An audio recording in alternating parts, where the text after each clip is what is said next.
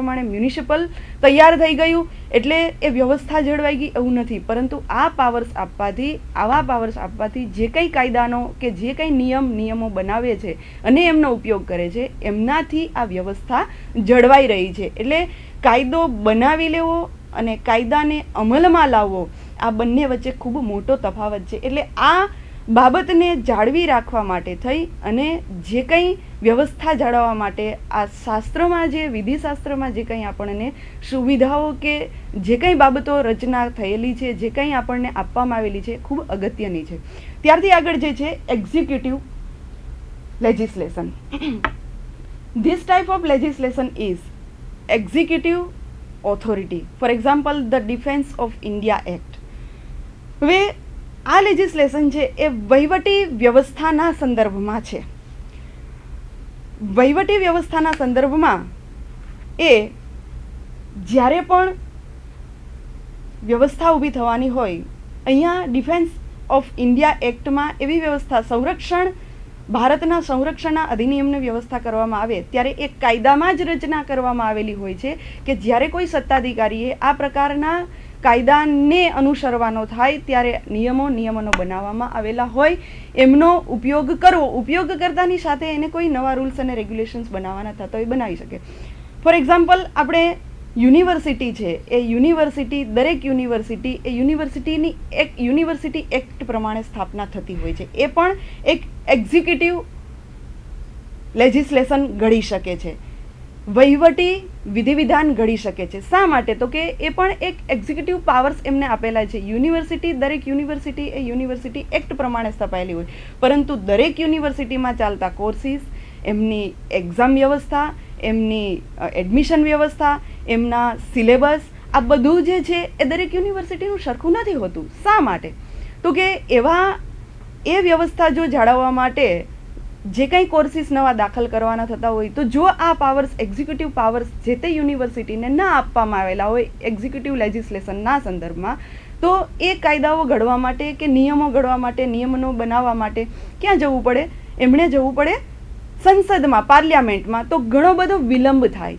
એટલે યુનિવર્સિટી જે છે આ એક્ઝિક્યુટિવ લેજિસ્લેશનથી એમના એડમિશનના નિયમો બનાવી શકે, નવા કોર્સીસના નિયમો બનાવી શકે, એમની એક્ઝામના નિયમ બનાવી શકે. આવા કોઈ પણ પ્રકારના યુનિવર્સિટીના જે કાંઈ નિયમો છે એ એક્ઝિક્યુટિવ લેજિસ્લેશન આપણે કહી શકીએ. અને એટલા જ મહત્ત્વના છે જેટલા વિધાનતંત્ર દ્વારા અથવા તો સંસદમાં, પાર્લિયામેન્ટમાં પસાર થયેલા કાયદાનું જેટલું મહત્ત્વ હોય છે, નિયમનું જેટલું મહત્ત્વ હોય છે, એના પાલનનું જેટલું મહત્ત્વ હોય છે, એટલું જ આ સબોર્ડિનેટ લેજિસ્લેશનથી થયેલા નિયમનો કે કોઈ પણ પ્રકારના નિયમોનો એ અધીનસ્થ વિધાનથી બનાવેલા હોય. કેવા છે એ અધીનસ્થ વિધિવિધાન?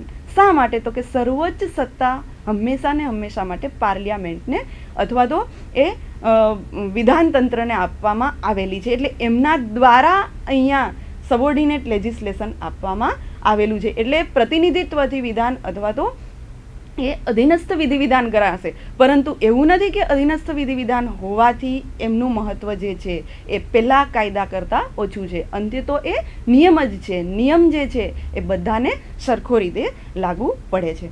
ત્યાર પછી આગળ જોઈએ આપણે કોલોનિયલ લેજિસ્લેશન. હવે અહીંયા આ જે વાત છે એ the colonies of British empire were delegated authority for their own government. For example, laws passed by the Indian legislature before the independence. હવે અહીંયા આ પ્રકારના લેજિસ્લેશન જે છે એ વિધિવિધાન કોઈ દેશમાંથી કે કોઈ કાયદો પસાર થાય એ પહેલાંના, આપણું ભારત દેશ સ્વાતંત્ર્ય થયું પહેલાંના કોઈ કાયદાઓ હોય તો એ કાયદાને જે આપણે અત્યારના કાયદાના સ્ત્રોત તરીકે લીધો હોય અથવા તો અત્યારે એ કોઈ કાયદામાં અમલમાં લીધો હોય તો આ પણ એક સ્તોત્ર છે. એવું નથી, ઘણી વખત અમુક પ્રકારના જજમેન્ટ્સ જે છે એ આગળ આપણે જોઈશું હજી કે અમુક પ્રકારના જજમેન્ટ્સ જે છે એ આપણે બીજા દેશના, આપણા દેશમાં થયેલા જે કંઈ કિસ્સાઓ છે કે જે કંઈ બનાવો છે એવું કોઈ બીજા દેશમાં થયેલો હોય અને એના કોઈ નિયમો હોય તો એમને પણ આપણે ધ્યાનમાં લઈ શકીએ છીએ. તો આ બાબત કંઈક એવી જ છે કે જે ઓથોરિટી જે છે એ ઓથોરિટી જે તે સમયે જે કંઈ જરૂરી પડે એ પ્રમાણે ડેલિગેટેડ ઓથોરિટી ફોર આપણી પોતાની ગવર્મેન્ટ જ કોઈ બીજી જગ્યાએથી આવા કોઈ કાયદાની જરૂરિયાત હોય તો એ આપણા કાયદાની સાથે એ લઈ શકે છે. તો આ પણ એક સ્તોત્ર છે આપણા લેજિસ્લેશનનો, વિધિવિધાનનો, કે જે વિધિવિધાન ઘડવામાં આવે છે એમાં આ સ્તોત્રથી પણ એક આગવું વિધિવિધાન આપણે લઈ શકીએ છીએ. ઓટોનોમસ ઇટ મીન્સ સ્વાયત્ત. It is the legislation passed by the autonomous bodies, for example, universities, corporations, etc. હવે વહીવટીમાં પણ એ રીતે અને યુનિવર્સિટીમાં પણ, ઓટોનોમસમાં પણ એ રીતે. અહીંયા કોર્પોરેશન્સની વાત કરી અને યુનિવર્સિટીની વાત કરી, આગળ પણ આપણે એ જ વાત કરી. તો અહીંયા જે વાત કરવામાં છે સ્વાયત્ત સંસ્થાની, કે જે સ્વાયત્ત સંસ્થા છે, ઓટોનોમસ બોડી જેમને પ્રાપ્ત થયેલું છે એ પ્રકારના એમનું જે વ્યવસ્થા તંત્ર ચલાવવાનું છે એમના માટેના એ નિયમો ઘડી શકે. આ ઉપરાંત બીજું એક દામોદર વેલી કોર્પોરેશન અને આવા બધા કોર્પોરેશન્સ જે બનાવવામાં આવેલો હોય, તો દામોદર વેલી કોર્પોરેશન નામનું આપણે જે કોર્પોરેશન બનાવેલું ત્યારે એ એક્ટ એમના માટે બનાવેલો હતો, દામોદર વેલી કોર્પોરેશન એક્ટ. આ એક્ટ મુજબ એ કોર્પોરેશનની સ્થાપના થઈ, પરંતુ એ એક્ટમાં એવી જોગવાઈ કરવામાં આવેલી હતી કે આ કોર્પોરેશનને જે કંઈ કાર્ય કરવાનું છે એ કાર્ય કરતી વખતે એમને જે છે એમના નિયમનો બનાવી શકશે અને એમનું જે છે એ કાર્ય આગળ કરી શકશે. એટલે ફોર એક્ઝામ્પલ ત્યાં કોઈ વીજળીના ભાવ એમણે શું રાખવા, એમનું જે છે એમનું વ્યવસ્થા કઈ રીતે જાળવવી, એમને એમાંથી માત્ર સેવા જ નહીં પરંતુ એ કોર્પોરેશન ચલાવવા માટેનો પ્રોફિટ પણ થાય એ પ્રકારની વ્યવસ્થા કઈ રીતે. તો એ જે એના ચાર્જીસ રાખવાની વાત હતી એ ક્યાંય એક્ટમાં લખાયેલા ન હતા, એ એમને પ્રોવિઝન્સ કરેલી હતી. એક્ટમાં જ એવી જોગવાઈ હતી કે આવું જે નિયમ કે નિયમનો બનાવવાના થાય, આવા અંદરના ઇન્ટરનલી જે કંઈ રૂલ્સ બનાવવાના થાય એ આ કોર્પોરેશનને ડેલિગેટેડ લેજિસ્લેશનથી, પ્રતિનિધિત્વથી, વિધાનથી અથવા તો સબોર્ડિનેટ લેજિસ્લેશનથી એમને સત્તા આપવામાં આવે છે કે આવા પ્રકારના નિયમનો એ બનાવી શકશે, એનો અમલ કરી શકશે અને એ જે છે એ માન્ય રહેશે. ત્યાર પછી આગળ જઈએ તો judicial legislation. Judiciary is given powers to make certain rules to court during judicial proceeding is called judicial legislation. આ એક સર્વમાન્ય સમજી શકાય એવી વાત છે કે ન્યાયિક વિધિવિધાન. ન્યાયિક વિધિવિધાન પણ એક પ્રકારની સત્તા છે કે જે એક પાવર્સ એમને આપવામાં આવેલા છે કે કોઈ જ્યુડિશિયરીમાં જ્યુડિશિયલ પ્રોસિડિંગ દરમિયાન કોઈ જ્યુડિશિયલ લેજિસ્લેશનની જરૂરિયાત ઉપસ્થિત થાય તો એવી પણ સત્તા આપવામાં આવેલી છે કે આવા પ્રકારના પણ વિધિવિધાન જે છે એ ન્યાયિક વિધિવિધાનને પણ માન્ય રાખવામાં આવશે અને એમને પણ જે લેજિસ્લેશન જ્યુડિશિયરી જે પાવર્સ આપવામાં આવેલા છે એમની સાથે રૂલ્સ અને રેગ્યુલેશન્સ જે પ્રોસિજર્સ જે બનાવવાના મેકિંગ માટેના જે પાવર્સ આપવામાં આવેલા છે એમનો સંપૂર્ણપણે માન્ય રાખવામાં આવશે. એટલે લેજિસ્લેશન વિધિવિધાનની મુખ્ય સત્તા કોને છે તો કે પાર્લિયામેન્ટને છે, વિધાનતંત્રને છે, પરંતુ સબોર્ડિનેટ લેજિસ્લેશનમાં આ અન્ય પ્રકારે પણ વિધિવિધાન તૈયાર કરવામાં આવે છે જેને સંપૂર્ણપણે માન્યતા આપવામાં આવેલા છે. એટલે કે કોઈ અંતર નથી. મેઇન જે આપણું મુખ્ય લેજિસ્લેશન વિધિવિધાન પાર્લિયામેન્ટ દ્વારા તૈયાર થાય અથવા તો આમાંની કોઈ પણ સબોર્ડિનેટ ઓથોરિટી દ્વારા સબોર્ડિનેટ લેજિસ્લેશન તૈયાર થાય તો કાયદો એ કાયદો છે, નિયમ એ નિયમ છે, એને સર્વમાન્ય સત્તા આપવામાં આવેલી છે જેથી એ પાવર્સથી એ વ્યક્તિ જે સમયે એમના પાવર્સથી એ લેજિસ્લેશન તૈયાર કરે છે ત્યારે એ લેજિસ્લેશનનું એ વિધિવિધાનનું મહત્ત્વ એટલું જ છે જેટલું સંસદ દ્વારા એ વિધિવિધાન તૈયાર કરવામાં આવે છે. ત્યારથી આગળ જોઈએ આપણે લીગલ સોર્સિસ. લીગલ સોર્સિસ જે છે એમાં કસ્ટમ એ બીજું મહત્ત્વનું પાસું છે. સૌથી પહેલું આપણે જોયું લીગલ સોર્સિસમાં લેજિસ્લેશન અને ત્યારથી પછીની વાત છે કસ્ટમ. હવે કસ્ટમ જે છે એમાં પણ મુખ્ય બે પ્રકાર પાડવામાં આવેલા છે, લીગલ અને કન્વેન્શનલ. લીગલ એટલે કાનૂની કસ્ટમ એટલે કે કાનૂની રૂઢિ, અને કન્વેન્શનલ કસ્ટમ એટલે કે પ્રથાગત રૂઢિ. હવે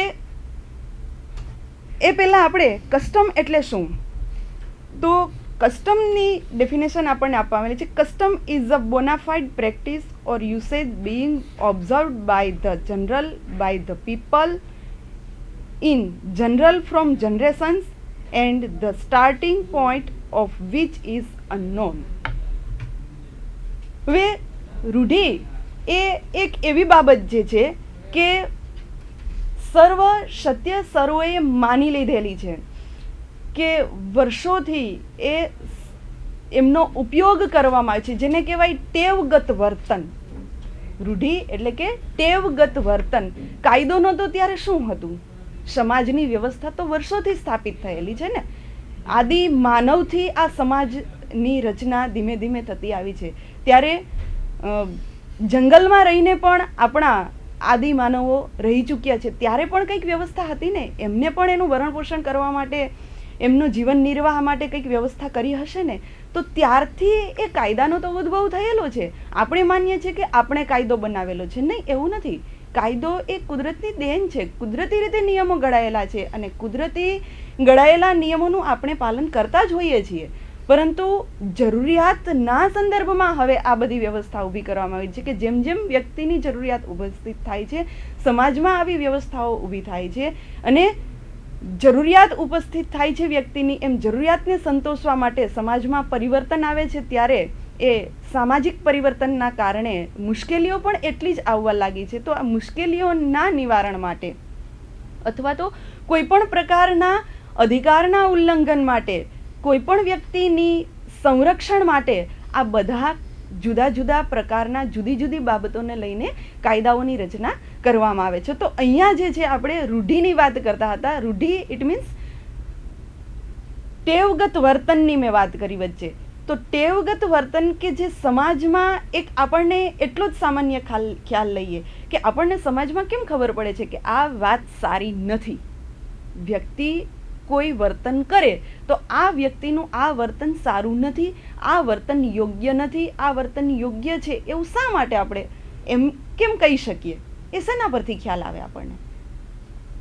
તો સમાજમાં આપણે રહીએ છીએ એટલા માટે આપણને ખ્યાલ છે કે આ બાબત યોગ્ય નથી, આ વર્તન સારું નથી, આ વર્તન સારું છે. એટલે સારી બાબત જે છે, જે વર્તન છે એ વર્ષોથી કોઈ વ્યક્તિને કોઈ પણ પ્રકારની મુશ્કેલી ના પહોંચાડે, કોઈ વ્યક્તિને કોઈ પણ પ્રકારનું એ નુકસાન ના પહોંચાડે, કોઈ વ્યક્તિને કોઈ ઉપયોગ બી ગણે, આવું કોઈ પણ એક્ઝામ્પલથી આપણે એમ કહીએ કે એ વ્યક્તિનું વર્તન સારું છે.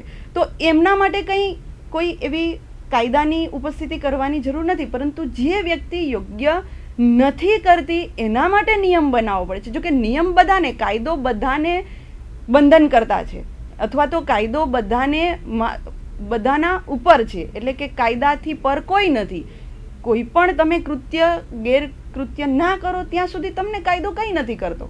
પરંતુ જ્યારે તમે યોગ્ય કૃત્ય નથી કરતા ત્યારે તમે કાયદાને બંધન કરતા છો. એટલે કે કાયદો તમારી સામે છે, કાયદાનું ઉલ્લંઘન કરો એટલે કાયદાની જે જોગવાઈઓ છે, પ્રોવિઝન્સનું ઉલ્લંઘન કરો તો એ પ્રોવિઝન્સ પ્રમાણે તમને જે છે એ કાયદો અનુસર્યો નથી તો એ અંગેનું તમને જે છે એ તમારે એને ફોલો કરવો જોઈએ. ના કરો તો એ પ્રકારે જે કંઈ કાયદામાં જોગવાઈઓ લખેલી છે, દંડ કે સજાની કે કોઈ પણ પ્રકારની જોગવાઈઓ છે એ તમારે અનુસરવી પડે છે. એટલે કે રૂઢિ છે, ટેવગત વર્તન છે, એને ઘણી વખત કાયદાના સ્તોત્ર તરીકે, અહીંયા આપણે કસ્ટમ એટલા માટે લીધું છે, આપણે કાયદાના સ્તોત્ર તરીકે જોઈએ છીએ. ત્યારે રૂઢિ છે કસ્ટમ તરીકે, રૂઢિ કસ્ટમ છે એ સ્તોત્ર તરીકે એટલા માટે લીધેલું છે કે એમને કાયદામાં ક્યારે વણી લેવામાં આવે. કાનૂની રૂઢિ અને પ્રથાગત રૂઢિ, આને કાયદામાં ક્યારે સ્થાન આપવામાં આવે. તો રૂઢિ એ જે છે આપણે જોયું કે ટેવગત વર્તન, વ્યક્તિઓના વર્તનથી પણ ઘણી વખત નિયમનો થઈ જતા હોય છે કે જ્યારે કાયદો નહોતો. પરંતુ જ્યારે આપણે કાયદાની શરૂઆત કરી ત્યારે આવી પ્રથાગત રૂઢિ કે જે બોનાફાઇડ છે, પ્રથમ દર્શનીએ આપણને એમ લાગે કે આ ખૂબ જ સારી રીતે આ ખૂબ સારી બાબત છે એ બાબતને કાયદામાં વણી લેવી જોઈએ, ત્યારે એ રૂઢિને પણ કાયદામાં સ્થાન આપવામાં આવેલું છે. એટલે સૌથી પ્રથમ બાબત જે છે, આપણે અહીંયા લીગલ કસ્ટમની વાત કરીએ તો કાનૂની રૂઢિ જે છે એ it is recognize by law and it enforceable. It is of two kinds, namely એટલે કે લોકલ કસ્ટમ અને જનરલ કસ્ટમ. લીગલ કસ્ટમમાં પણ બે બાબત આપણને કહેવામાં આવી છે. હવે આ લીગલ કસ્ટમ જે છે એ કાયદા દ્વારા એને વણી લેવામાં આવેલી છે. હવે તમને એમાં એટલે અહીંયા જે બે પ્રકાર આપણને આપેલા છે, લોકલ કસ્ટમ અને જનરલ કસ્ટમ. જનરલ કસ્ટમ જે છે એ એમની ડેફિનેશન પ્રમાણે general custom which exist everywhere and is not limited to the particular locality, and local custom is it is exist in the particularly locality.